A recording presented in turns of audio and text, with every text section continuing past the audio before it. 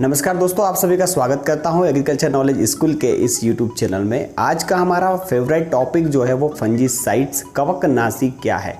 कवकनाशी लैटिन भाषा के दो शब्दों से मिलकर बना है, फंगस और सैडो, जिसका मीन्स होता है टू किल द हानिकारक फंजाई। ये हमारे फंजीसाइड्स वे होते हैं जो किसी फंगस की ग्रोथ को कम करते हैं, रोकते हैं, उसे नष्ट करते हैं।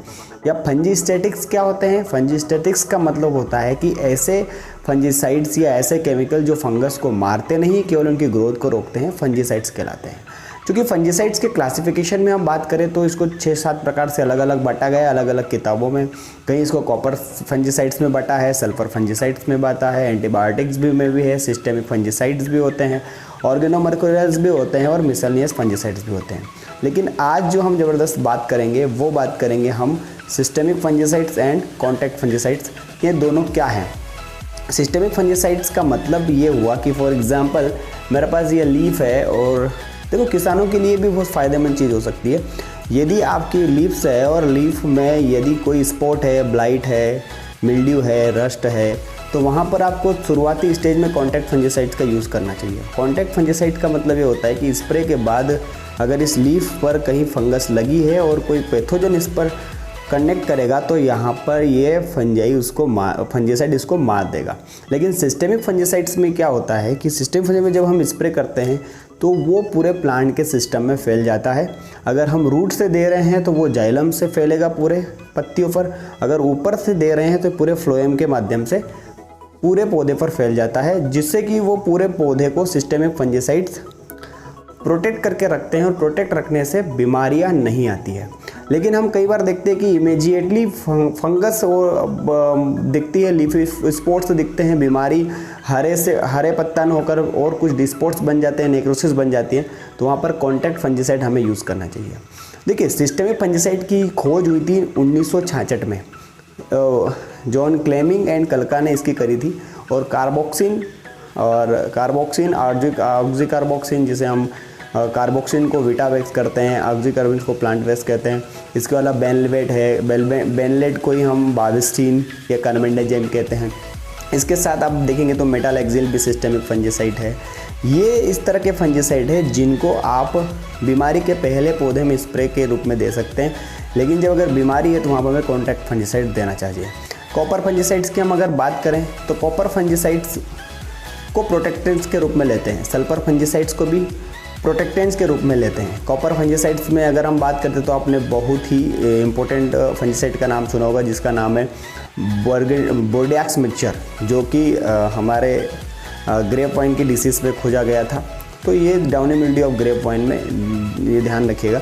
तो इसमें कॉपर, जितने भी हमारे कॉपर सल्फेट से बनने वाले जितने भी फंजीसाइड्स हैं वो कॉपर फंजीसाइड, चोबिटिया पेस्ट है, बरगंडी पेस्ट है, ये सारे कॉपर फंजीसाइड्स होते हैं।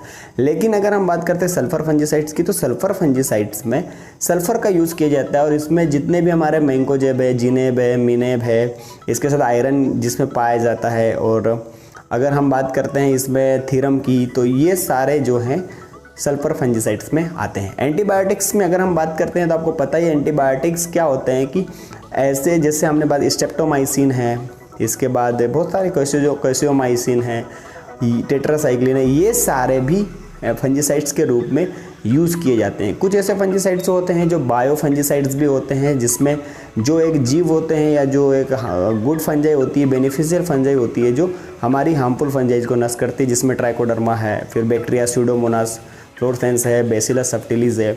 ये फंजीसाइड्स का एक छोटा सा ओवरव्यू है। लेकिन फंजीसाइड्स को आप किसान भाइयों के साथ स्टूडेंट्स को भी ध्यान में रखना चाहिए कि अगर हम सीड ट्रीटमेंट कर रहे हैं तो सीड ट्रीटमेंट में हमें कॉन्टैक्ट फंजीसाइड्स को यूज़ करना चाहिए, जिसमें हम थायरम देते हैं, जिनेम देते हैं, और इसके साथ कार्बेंडाजिम को सिस्टमेटिकली यूज़ हम करते हैं। देखो, सिस्टेमिक फंजीसाइड्स की सबसे बड़ी खासियत क्या है कि सिस्टेमिक फंजीसाइड अगर बीमारी है नहीं है तो बहुत अच्छा काम करता है, क्योंकि ये पौधे के पूरे प्लांट पर फैल जाता है।